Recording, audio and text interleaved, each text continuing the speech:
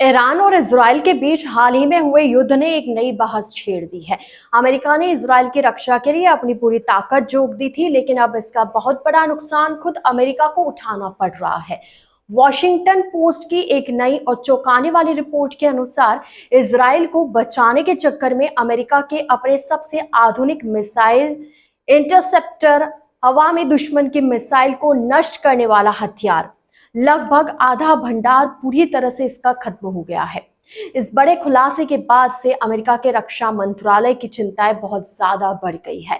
इस खबर का सीधा और आसान मतलब यह है कि ईरान के हमलों से इजराइल को बचाने का सबसे बड़ा बोझ अमेरिका ने अपने कंधों पर उठाया था। जब ईरान ने इजराइल पर मिसाइलें दागी तो अमेरिका ने अपने सबसे बेहतरीन और महंगे हथियार पानी की तरफ बहा दिए। रिपोर्ट बताती है कि अमेरिका ने 200 से अधिक थार्ड मिसाइल इंटरसेप्टर चलाए। इसके साथ ही पूर्वी भूमध्य सागर में खड़े अमेरिकी नौसेना के जहाजों से 100 से ज्यादा स्टैंडर्ड मिसाइल 3 और स्टैंडर्ड मिसाइल 6 भी दागे गए। वहीं दूसरी तरफ इजराइल ने बड़ी चालाकी से अपने हथियारों को बचाकर रखा और 100 से भी कम एरो इंटरसेप्टर का इस्तेमाल किया। अमेरिका के हथियार इतनी तेजी से खत्म होने के कारण उनके अन्य सहयोगी देशों, खासकर जापान और दक्षिण कोरिया में डर और बेचैनी का माहौल बन गया है।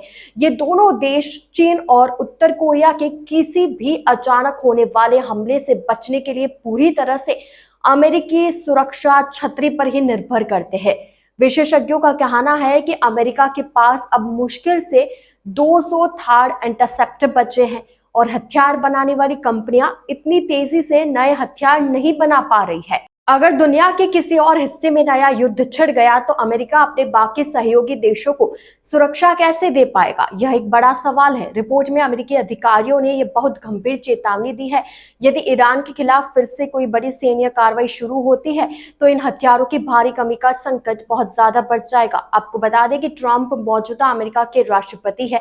ऐसे में अगर वे हालात को देखते हुए ईरान के खिलाफ फिर से एक बड़ा सैन्य अभियान शुरू करने का फैसला लेते हैं तो अमेरिका के इंटरसेप्टर भंडार पर बहुत भारी दबाव आ जाएगा।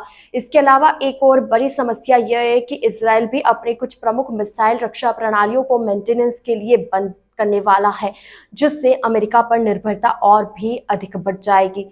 इन सब के बीच अमेरिका के तेवर ईरान के खिलाफ बिल्कुल भी नरम नहीं पड़ रहे। ट्रंप मौजूदा अमेरिका के राष्ट्रपति है और उन्होंने एक बार फिर कड़े शब्दों में कहा है कि ईरान को किसी भी कीमत पर परमाणु हथियार हासिल नहीं करने दिया जाएगा।